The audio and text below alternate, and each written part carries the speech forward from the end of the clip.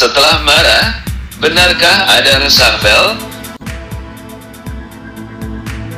Baru-baru ini publik tengah ramai membahas isu tentang Presiden Joko Widodo yang mengancam akan melakukan pergeseran atau pergantian anggota kabinetnya.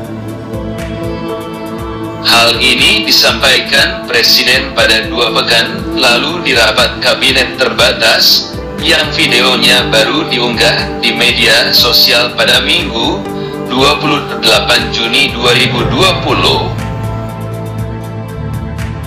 Tampak dari bahasa dan emosi Presiden di video ratas tersebut, Presiden cukup geram melihat perkembangan upaya penanganan darurat kesehatan, serta krisis ekonomi di tengah pandemi yang belum menunjukkan perkembangan yang signifikan.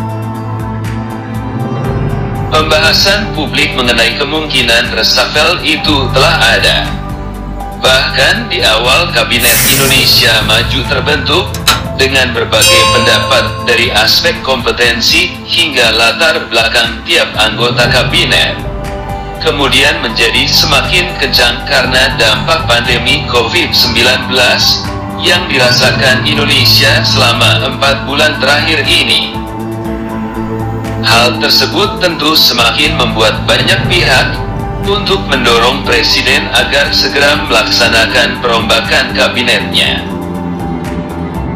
Adanya reshuffle menteri diharapkan menciptakan pemerintahan yang makin efektif, kuat, bisa menyikapi dan menyelesaikan krisis, dan terpenting tentunya mampu mengembalikan rasa percaya dan optimisme masyarakat kepada pemerintah.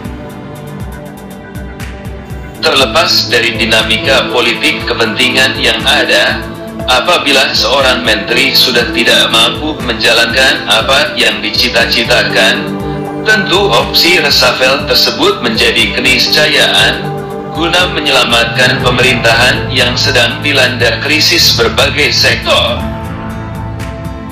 Terkait hal itu, menurut Retno Widyastuti SH, peneliti Pusat Studi Hukum Konstitusi FHUII High Law Policy Strategis, yang dikutip dari Detik News tanggal 2 Juli 2020, beberapa menteri yang bisa saja direshuffle ialah yang berkaitan dengan bidang ekonomi, sosial, dan kesehatan.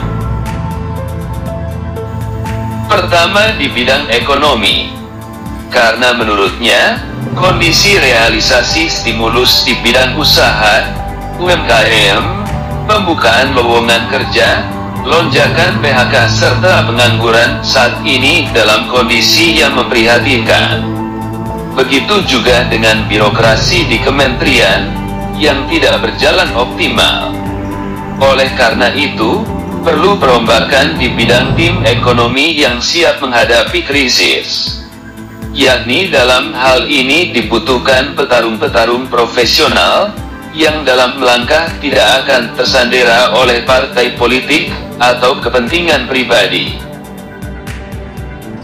Kedua, bidang sosial. Keadaan sosial di masyarakat semakin semrawut dan tidak efektif, terutama yang dirasakan kelas menengah ke bawah. Banyak keluarga terdampak COVID-19 yang memerlukan saluran bantuan sosial dan penanganan. Ketiga, bidang kesehatan yang merupakan masalah utama dari dampak pandemi. Hal ini dimulai dari lambatnya penanganan COVID-19 hingga permasalahan BPJS yang berlarut-larut. Di seluruh bidang tersebut, penyerapan anggaran juga masih sangat minim.